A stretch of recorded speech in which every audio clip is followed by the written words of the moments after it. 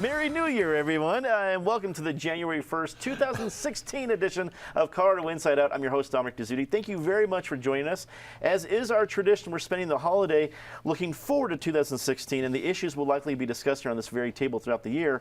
And we decided, since we do our Christmas sweaters and our holiday sweaters for our year review of 2015, it'd be kind of nice to have our ski sweaters, our après winter sweaters here for our 2016 program. So hope you enjoy the comfortable woolen look we have today. To get things rolling, let's ask everyone what your one word or phrase you think would best describe 2016. Penny Calhoun from Westward, start us off. Well, since I labeled 2015 Trumpy, I'm going to go with Trumptious for 2016, which is just taking grumpy and throwing in suspicious. I like it. I like it a lot. David Kolpa from the Independence Institute and DU Law School, your one word or phrase that you think will best describe 2016. Dangerous. Our foreign enemies have taken the measure of the president, and they have determined, I think they agree with Chris Christie, that he's a feckless weakling, and they know they've got a year where they can go and do pretty much what they want with little pushback. Putin, wherever in the Ukraine, could be the Baltics, could be his next target. The Chinese empire continuing to expand. The Iranians, with that $100 million that Obama's given them, which they can now invest in further terrorism, and ISIS continuing its program of using U.S. immigration laws to sneak its sleeper cells into the United States. Eric Solon, political consultant, trying to recover from that optimistic, cheery view of what 2016 might be like with your one word or phrase. I won't be quite that dark, although I don't wholly disagree. My word is unpredictable, which probably makes for an interesting start of the year show when we're supposed to make predictions, but I'll just go with unpredictable. I think it's going to be a wild ride politically, and I think it's going to be a wild and hairy ride in terms of both foreign and domestic issues. And round out the panel, Penfield Tate, attorney with QTAC Rock, longtime state lawmaker. Your one word or phrase for 2016? I think defining, because the American voters are going to be given a choice whether they're going to be driven by fear and this adult anxiety that some reporters talk about and looking for the fiercest candidate, or if they're going to look to try to rise above just the fear of the moment and determine what really defines the country and what's best for us. Defining because the Middle East has got its as a whole host of problems, but Europe has got some issues too that no one wants to talk about, and we have to figure out how the EU is going to work through their economic issues, because part of what drives our foreign policy is the cohesion or lack thereof in Europe. So there's some important elections here coming up for them and the relationship with the new president with Europe. And then, of course, you've got the Middle East and Russia and just conflict around the globe, how we sort some of these things out. And I think 2016 is going to define where we head for years to come. The conversation topic that is likely to use up most of the air in the room in 2016 is the presidential election. Hillary Clinton looks like the assured Democratic nominee, while the Republican race at this point is still very much up for grabs. Donald Trump, whether as a GOP frontrunner or as a threat as a third-party candidate, is likely not to go away anytime soon. Patty, we love to ruin political careers all over the place with our predictions, but when we're talking about this a year from now, which nominees do you think we'll be talking about facing off in November? Well, let's see. A year ago, I said it would for sure in 2016 be Hillary Clinton and Jeb Bush, and I think I safely put the nail in the coffin for Jeb Bush on that one. Tough guy he might be, but it does not look like he is going to be the nominee. At this point, I think we can safely say Hillary will have it. And I have to think we will have Donald Trump on the ballot one way or another, even though at the debate 2 weeks ago he said he agreed he would not be a third-party candidate. That's a guy who can change his mind. You're saying Donald Trump would flip-flop on an issue? It's shocking, but it's Trumptious. And I think it's very possible that if he doesn't get the nomination, he'll be peeved enough, he's got enough money, why not do a third-party run? Although I'm thinking right now he may well be the candidate. If you see how well he's polling, he plays well to people who are terrified. And unfortunately, I think we are going to get just more and more frightened in 2016. David, I think for some cynical people, it seems like right now the presidential race is a bunch of caricatures. You can caricature where Hillary Clinton is this legacy candidate, kind of doing whatever she can to be a presidential candidate, but 20 years of legacy there. You have Donald Trump, which actually looks like a cartoon character, especially the stuff he says, and then everybody else racing to kind of get the attention. When it's all said and done, the dust settles, do you think it's going to be as crazy, as fractious as it looks right now? Trump only wins if he expands the standard Republican electorate, which he plans to do. But the closer you get to people who are regular primary voters, caucus goers, based in past Republican presidential contests, the weaker Trump is. His strongest support comes from people who often don't vote. If he can change them and if he can get them to vote, then he may well win the Republican nomination. I haven't yet seen from him the kind of organization that Obama had to bring out similar people for him and win in 2008. I don't accept the inevitability of Hillary Clinton. 8 years ago, we were saying almost the same thing, that, yeah, this Obama guy was coming on and maybe he's got a chance, but it still looks very likely that Hillary's going to be the nominee. I remember that the National Journal did a poll of Democratic insiders and consultants and strategists in about January, the first week in January of 2004, and they were essentially unanimous that Howard Dean had the nomination wrapped up. It didn't work out that way. With my perhaps over-optimistic faith in America, I am going to be caucusing, as are all the other Democrats at the Independence Institute, for Bernie Sanders, because our view is he's not the longtime head of an organized crime syndicate, which takes huge millions and millions and millions of dollars in legal bribery from foreign tyrants. So that gives him, in my view, a big leg up on the Democratic frontrunner. And I'm hopeful the rest of the Democrats will at least vote for somebody who actually has beliefs, consistent ones, and is not an organized crime boss. Between organized crime boss and the other accusations aside, we have from David. Eric, when I look at Hillary Clinton, and I recognize the point that David makes, that in 2008 she really was caught flat-footed. Barack Obama came in, she thought she was going to be having a parade, and he took all the attention and the presidency. I don't know if she's going to let that happen this year, whether it be from legal or illegal means. She's going to get the nomination, but I don't know if she's cheering on this kind of clown car effect we have in the GOP, or if that's actually raising enough awareness where people could tell you more about a Marco Rubio or Ted Cruz or Donald Trump or Jeb Bush, all these different people, because we see them so often, at least throughout 2015, we probably will throughout a lot of 2016. If you're Hillary, are you enjoying what you're seeing so far in 2015? She probably is, at least in the second part, the latter months of 2015. Let's not forget that the early part and middle part of 2015 was disastrous for her. She just kept going downhill. She kept treading water. On a good day, the email scandal wouldn't go away. Bernie Sanders did her a tremendous favor in that first debate when he sort of put the email scandal aside. And then as the Republican thing has engaged, obviously that has sucked up all the oxygen, and Donald Trump is one to suck all the oxygen out of any room. Let me unpack it quickly one at a time. On the Democratic side, I hear what David is saying in terms of an alternative candidate to Hillary. Bernie Sanders is just too marginalized ideologically. You know, he might do well in Iowa, he might do well in New Hampshire, but then where does he go? I mean, the Democratic Party has moved distinctly left. Witness Hillary Clinton's change in multiple positions, but I don't think they have moved that far left. And you look at Martin O'Malley, and what do you say about Martin O'Malley? He's no Barack Obama, but Barack Obama, whatever kind of president he's been, was maybe a once-in-a-lifetime, certainly once-in-a-generation kind of political talent in 2008, and that doesn't exist on the Democratic side right now. The only other thing about Hillary is with the Clinton machine, you never know what scandal is lurking around the next corner. So we always deal with what we have on the table, but what we have on the table might not be what is ultimately on the table, and you don't know where it's going. On the Republican side, I mean, we could talk forever. I won't. I think, as I pointed out on a show a couple weeks ago, I think it's fairly quickly going to sort into a much smaller field, even though we started with 17 candidates or something like that. Trump will be around for quite a while.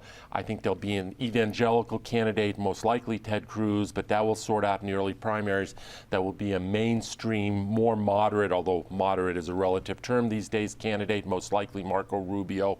Jeb Bush might have the money to give it a ride for a while, but we're going to have a wild ride. Lastly, about Donald Trump, forgetting whether his word is worth anything or not, if he's going to run third party, he has to make that decision pretty quickly, certainly by early March. And my supposition is he's still going to be whether he gets the nomination or not, he's going to be at the epicenter of the Republican Party come March, when he would have to make that signal and start qualifying for those ballots. So I think it's a practicality that mitigates against him running third party as much as anything. He just brings his parade to the convention and see who bows at the Trump throne to swing his voters that way. Might be interesting. Ben, if we talked about 2008, and we talked about how Hillary was really swept by a young upstart senator in Barack Obama. Could she have problems with another young senator in the form of Marco Rubio if he's the nominee? It's difficult to tell because at this point, I don't know how damaged a Marco Rubio will be coming out of the Republican process. A part of me wishes you could have a debate with all 17 or 18 people running for the GOP nomination, and O'Malley, Sanders, and Clinton, and whoever the Green or other third party, and put them all on the stage together and just let them have at it for a couple, 3 hours, just to sort of purge yourself of any sense of rationality. I don't know. On the Republican side, I disagree with much of what's been said around the table. I don't think Hillary Clinton, as the Democratic frontrunner, should be pleased at all with what's transpiring. I think that with Donald Trump, part of what's happening is, in a way, the other side of the coin that we saw with Obama. I think Trump is speaking to a certain part of the Republican Party that may not have been active in caucuses and primaries before, but will be now, because they're that agitated, they're that afraid, they're that entertained, that they, I think, are going to engage and show up and keep him afloat far longer than people think. I mean, a year ago, we thought this was ludicrous that Trump was even talking about running for president. He's the front runner, has stayed the front runner for this period of time. You know, all of the bad stuff we know about him, he's a serial bankruptcy filer. He cheats all of his, business associates. He sues all of his lawyers. All of the bad stuff is out there. And none of it has changed the way the press covers him or how people express their feelings about him. You know, if you watch the one, the political analyst who did the one focus group, you saw these people say, oh, he's saying what needs to be said, which some people might find kind of frightening. But I don't think that's the smallest segment of the U.S. population or the Republican voting population as people will think. So I think he's going to stay around a while and drive a number of these folks out of the race. Between Cruz and Rubio, I don't know who survives. Unfortunately, the way they handled themselves at the last debate, it's a zero-sum game for them. It's going to be one or the other, and that's the end of it. I don't know if Bush can sustain. I'm kind of surprised and look for somebody like Christie or Kasich may have the ability to just hang in there long enough, sort of as the voice of reason, like, okay, let's quit hollering and screaming and arguing. Let's talk about real policy or real issues and try to bring some folks back to reality. At the end of the day, I don't think the American voters are as liberal as Hillary Clinton and Bernie Sanders are, and I don't think they're as far right as Trump and the rest of the Republicans are.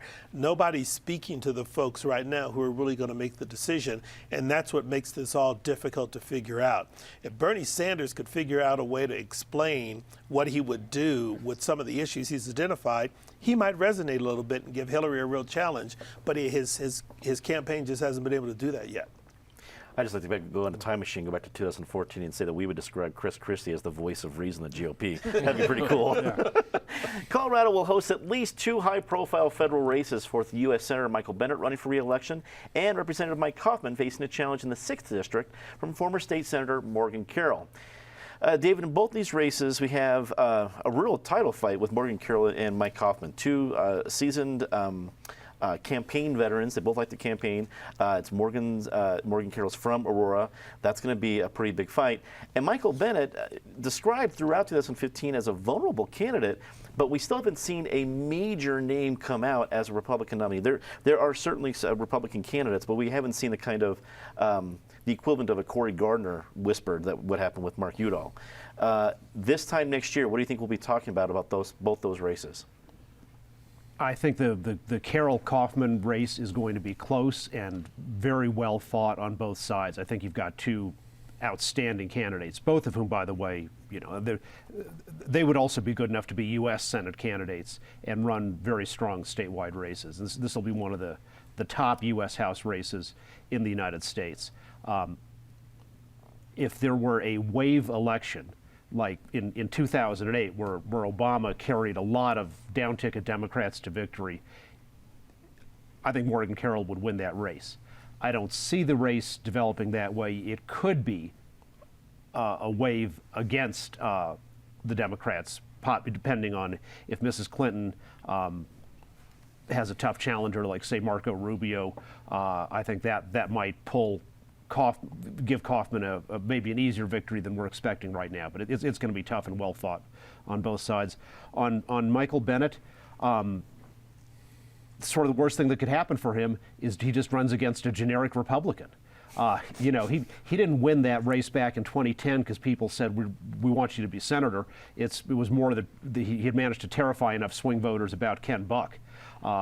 The incessant fundraising emails that all the candidates are sending out. Bennett's emails are all about, if you lose me, the Democrats might lose the Senate. The Koch brothers are like so evil, and they're coming to take over everything. Very little positive about himself. His numbers, does he deserve to be reelected, are quite low. So if you just get a competent Republican candidate who maybe ideally stays out of the limelight in some ways, that could be very dangerous for him. Eric, hopefully you and I will be talking to candidates both in the 6th Congressional District and the U.S. Senate race, at least in the middle of 2016. What do you think about the idea that we just had from David? If you're Michael Bennet at this stage of the game without any real high-profile thinking, I'm not trying to insult the current candidates, but even folks who follow it are still trying to figure out a little bit more about them. Do you think Michael Bennet is happy at this stage of the game? I would go out on a limb. I mean, having said the year's unpredictable as my one word, my prediction would be that both of these incumbents, both Michael Bennet and Mike Kaufman, are going to be hard to dislodge, that they have the advantages. Let me go in the opposite order and do CD6 first. I've heard this talk now for several cycles about this being one of the hot races nationally. I mean, there was so much buildup around Andrew Romanoff that this was going to be the congressional race to watch in the country. Obviously, it fizzled. Kaufman won by 9 or 10 points. I think it was double digits, if I recall right. Morgan Carroll, in some respects, fits the district better than Andrew Romanoff did. Mike Kaufman strikes me as the Republican Ed Perlmutter, that is a very competitive swing district if it was ever an open district.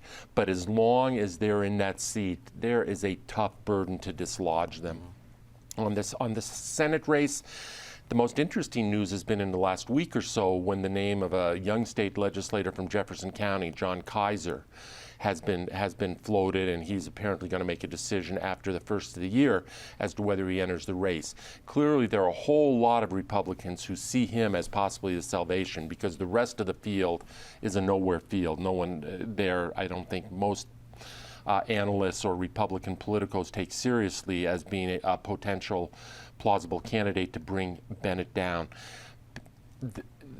Kaiser would not be able to clear the field as Cory Gardner did. I mean, when Cory raised his hand and said, "I'm running," the waters parted, he cleared the field. John Kaiser does not have that kind of clout. So there will be a competitive primary. There'll be Tim Neville from the Tea Party side running. There'll be others. If Kaiser could emerge from that primary, he could give Bennet a race. That said, let's not forget that Cory Gardner, being the best Republican candidate on that bench, running in the best year Republicans are going to see, 2014, that they're going to see for some period of time, only won that Senate race by 1.9 points. Michael Bennet is not as polarized as Mark Udall was, and he's running in a presidential year, which works for Democrats much better than the off year does. It's going to be hard. It's a hard scenario to imagine that Michael Bennet doesn't continue to serve in the U.S. Senate. Penn, the local federal races, U.S. Senate race, Congressional District 6. Do you predict any surprises?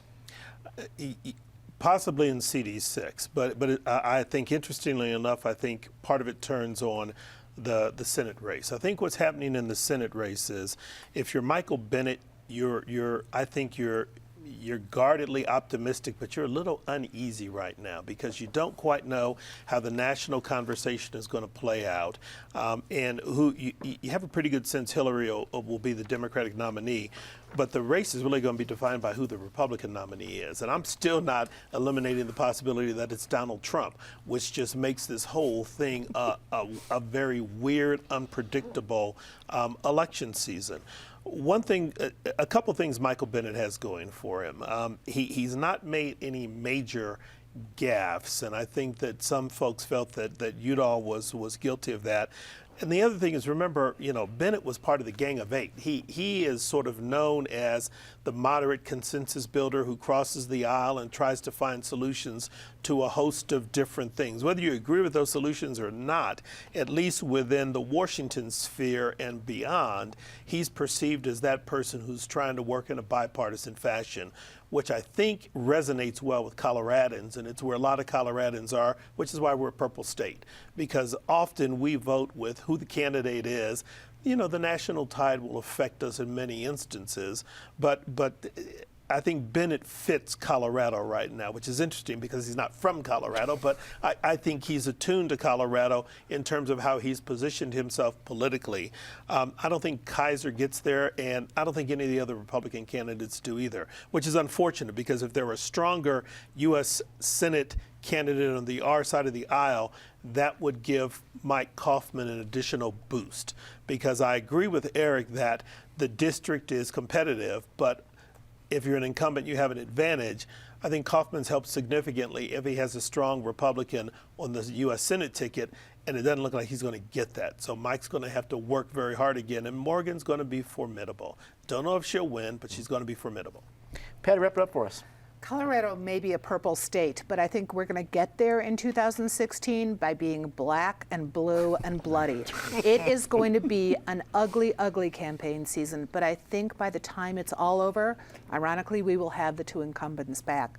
Going back to Mike Coffman, even though Morgan Carroll is a really interesting, strong candidate, will be a great campaigner, I think Mike Coffman's military background will play really well again in 2016. We cannot forget it's going to be a scary year, and if it's truly a Trumptious year with Trump on the ballot, we're going to be hearing a lot of that drum beating. With Bennet, even though there's all the money that's out there that people are talking about for Kaiser, it was rumored he's been offered, we promised $3 million in a campaign chest. I heard $2 million promised to another candidate. Michael Bennet has raised plenty of money, and he hasn't done a lot of missteps. I mean, he does look like a consensus builder, and I think in a Trumptious year, that's still going to look okay. So at the end of the day, I think we'll still have those two, but we are going to come out bruised. Well, we don't know yet who's going to be the disgrace of the year in 2016, or someone to say something nice about 2016. So let's go with a couple of predictions. Let's start with a global or national prediction for 2016. Patty. We will have another bad terrorist attack, but we will figure out ways to combat them, and we'll be a lot better off a year from now in how to fight. David. Un presidente cubano americano. Oh, there you go. Eric. Very good. To Patty's point, I think we're going to have significantly and frighteningly more random acts of terrorism. Not the big deals, not the 9/11s, knock on wood, but more like the San Bernardinos and the Chattanoogas. And we're going to have to learn to live with them. And secondly, maybe OJ will find that real killer. at least in the TV movie. Penn. I think the economy is going to play a huge role. The Fed just ticked up interest rates again. I think our recovery is not as strong as perhaps the Fed and others are thinking with the upheaval in Europe with the European Union and everything. I think the global economy is in for a rough ride in 2016, and I think the U.S. economy is also. It'll be interesting to see how bitter the battle becomes between deregulating what we got through Dodd-Frank and other things as a result of the fiscal crisis of 08-09 versus what remedial changes are made to sort of help working class people keep their heads above water with the growing disparity between the haves and the have-nots. And quickly, a local prediction. Well, I want to actually say something nice for 2016. I've got it. Happy 100th anniversary to the Emily Griffith Opportunity School. Emily Griffith founded this school, first of its kind in the country, 100 years ago. Very nice. David. In Colorado, where Democrats, although not Republicans, are allowed to make binding caucus votes in the presidential race, Bernie Sanders will do quite well, and that will provide him important momentum nationally. Bold predictions. I like it. Eric. We didn't get to it in the guts of the show, but half of the activity politically in this state is going to be around ballot issues. The last few cycles, we haven't seen all that many. It's been a little more sparse. This is going to be a huge year for ballot issues. The whole Building a Better Colorado, Tabor reform, we'll see where that goes. We have a single-payer ballot initiative coming on health care. That will get a lot of attention. We have some political reform ballot measures. We haven't even talked about fracking. This is going to be a wild year, not just for candidates, but down the ballot for issues. Ben. And because of all of the things Eric mentioned, I think this year we will see some coalition build in Colorado to reform citizen access to the ballot by initiative, whether it be statutory or constitutional. I think people are tired of 22-page ballots showing up in their homes. Call it the Gallagher-Tabor Amendment 23 amendment. Yeah. I gotcha. That's all the time we have tonight. Thanks for tuning in. We hope you enjoyed our look ahead to 2016. We're back with our regular lineup next week. We hope to see you then. For everyone here at Channel 12, I'm Dominic Dezzutti. Thank you very much for watching. Good night.